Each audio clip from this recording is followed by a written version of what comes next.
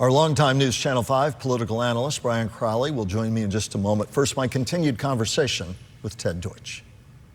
First, I'd say this is not about a war with the Palestinian people. It's about Hamas and Hamas terrorists. Hamas runs. They haven't just neutered. Through a coup, they took control of Gaza.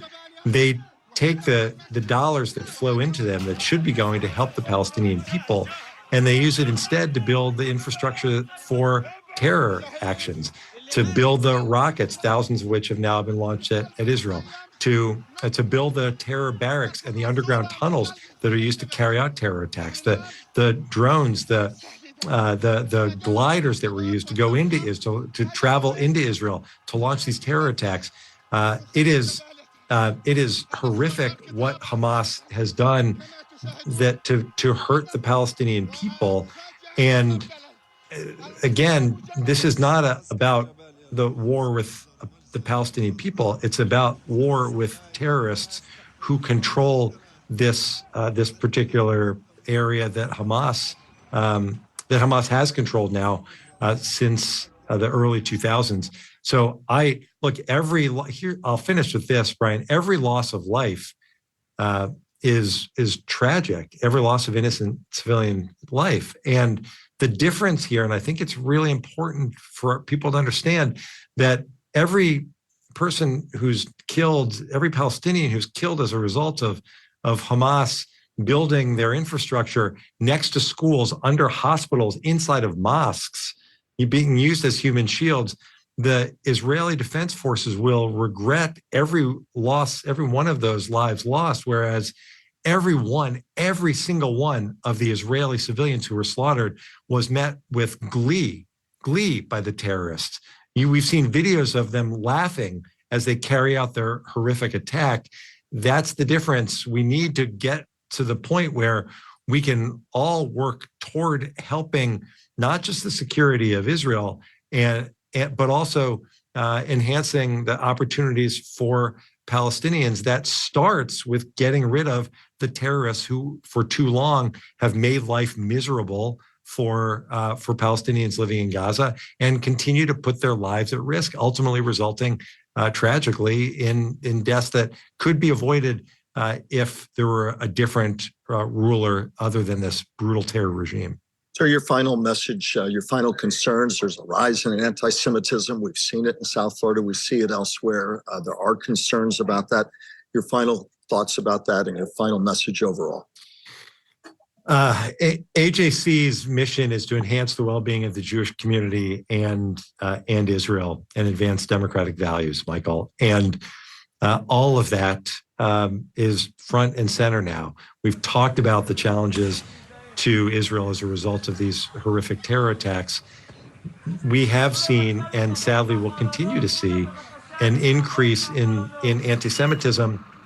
We've seen it in people having protests to stand on the side of terror against Jews. That absolutely has repercussions throughout the community. We fight that anti-Semitism in every way that we can, just as we work to defend Israel in every way that we can.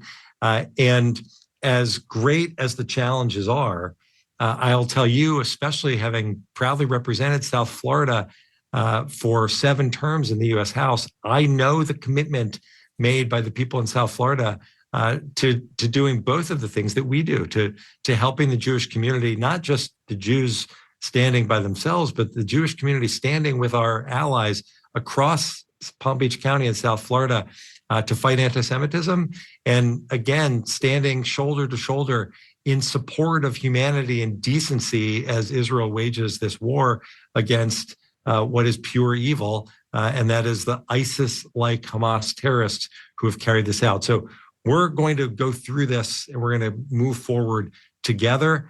There is too much at stake, not just for the Jewish community, but for democracy, for America as well. I am proud of the work that we do, but I'm especially proud of my friends in South Florida who do this work together with us. Ted Deutsch speaking to me again earlier this week. Events fast moving.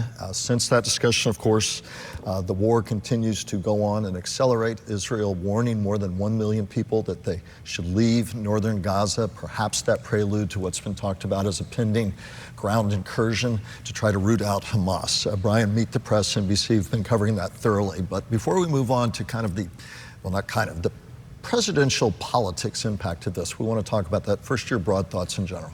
Well, let me just say about Ted Deutsch, when he was in Congress, he was an outstanding and very thoughtful member of Congress, and he's the same way as a leader of the Jewish community.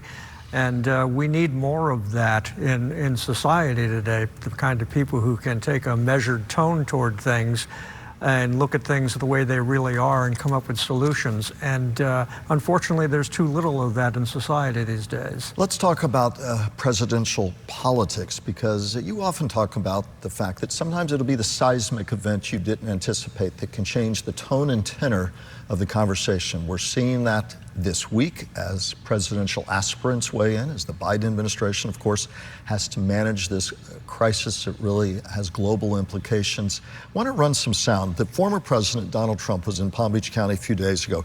He's been harshly criticized, including by presidential contenders like Ron DeSantis, for remarks he made just days after the Hamas attack. The Iranian-backed militant group Hezbollah, there's concern they might open up a northern front, begin to attack Israel. Against all of that backdrop, criticism in part of what the former president said to a Palm Beach County audience. Let's listen. And then 2 nights ago, I read all of Biden's security people. Can you imagine? National defense people. And they said, gee, I hope Hezbollah doesn't attack from the north, because that's the most vulnerable spot. I said, wait a minute. You know, Hezbollah is very smart. They're all very smart. The press doesn't like when they say it. You know, I said that President Xi of China, 1.4 billion people, he controls it with an iron fist. I said, he's a very smart man. They killed me the next day. I said he was smart. What am I going to say? But Hezbollah, they're very smart. Brian? Well, in some ways it was classic Donald Trump. You know, he's praised the dictator of North Korea. He's praised Putin of Russia. He's praised the Chinese leader.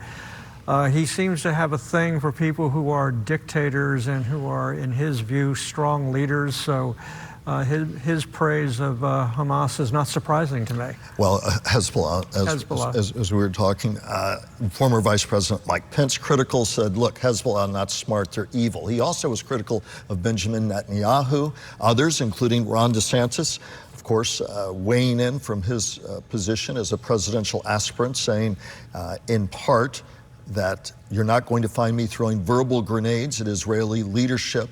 There was criticism implicit from and explicit from the president about intelligence lapses that may have led to this, and said now's not the time to be criticizing Mr. Netanyahu. So this is people on the Republican side of the ledger making pretty harsh criticisms. Again, this debate, we don't know where it will end up going. We don't know where events will take us, but it clearly becomes a big part of the conversation for everyone, Mr. Trump included. Well, I mean, as we look forward to an eventual presidential election, you know, the country's going to have to decide what kind of leader they want. They're going to have to decide whether or not they want a leader that understands the world stage, that can you know, handle crises like this, that ideally could prevent crises like this from happening. Having people that just scream and shout doesn't get a lot of things done. And one of the problems we're having in this country right now is that we're very, very divided. And right now, we don't look very good on the world stage when our House is struggling to elect a speaker. There's a great deal of disarray in other portions of D.C. And, you know, we look rather weak to a lot of the world right now, and we need leaders that are going to make us look strong. And suddenly, when you least expect it, foreign policy thrust center stage into that debate about what our future will look like. One other notable comment that did not run as part of the national criticism, but I think it's worth noting that the former president did also have this to say. Under my leadership, the United States will fully support Israel defeating, dismantling, and permanently destroying the terrorist group Hamas. So a blunt statement there about support for Israel in terms of its battle with Hamas. Well, during his administration, you know, they moved the embassy from Tel Aviv to Jerusalem, which was a huge deal that no other president had accomplished. But, you know, Donald Trump tends to like the thing that grabs him a headline, the day-to-day operations of making sure that relationships with Israel and Palestinians was working smoothly or as best as it could. You know, getting really into the weeds is just not something he does if it doesn't get him a headline. And there's no way to know with events changing by the moment in the day where this debate, the gravity of the debate, so huge as we see, and how it goes and where it goes.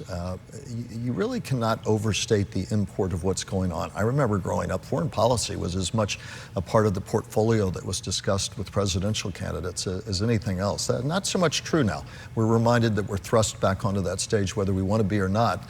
And how it impacts the race, who knows? Well, the Ron DeSantis's of the world have to decide whether or not, you know, drag queens are more important an issue for America than dealing with the threats that are going on around the world, whether it's Ukraine or Israel or other places around the world.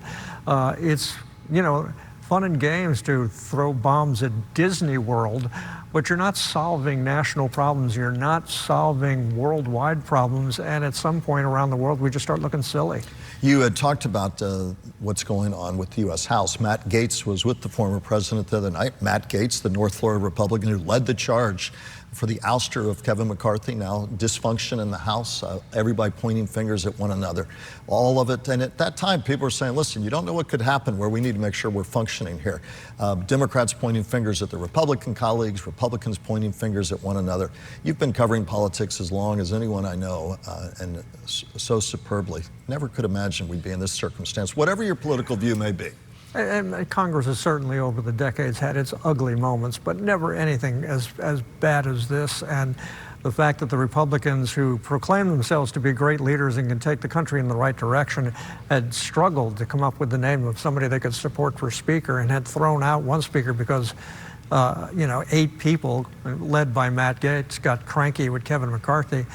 That's not leadership, that's silliness. And you can't run a country like ours with silliness. Brian, as always, welcome your thoughts and unique perspective, and we'll have Brian's closing thoughts in a moment.